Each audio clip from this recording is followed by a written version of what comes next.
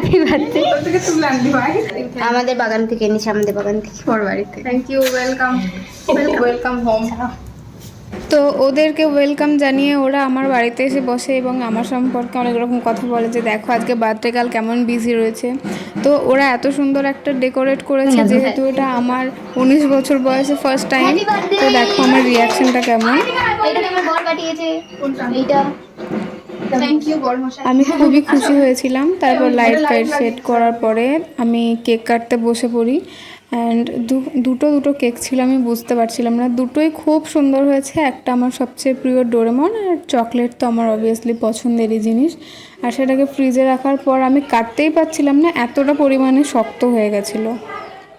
তো তারপরে ওরা সবাই মিলে আমাকে কেক খাওয়াতে শুরু করে।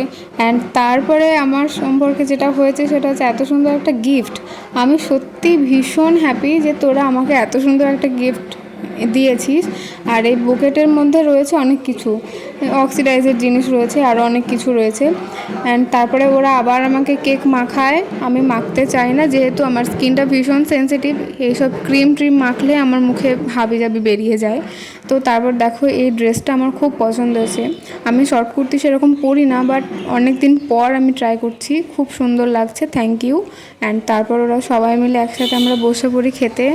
তো তারপর দেখো এরকম মেনু হয়েছিল, আমি এত মেনু বলতে পারছি না। তো তারপর খাওয়া দাওয়া শেষ হওয়ার পরে গিফটগুলো আনবক্সিং করতে বসে পড়ি, যেহেতু ওরা আমাকে দিয়েছিল, বললো যে গিফট আনবক্সিং করে দেখ তোর কেমন লাগছে। তো ওর মধ্যে কানের ছিল, লিপ বাম ছিল, আর অনেক রকমের জিনিস ছিল। তো আজকের জন্য এটুকুই। Thank you so much guys.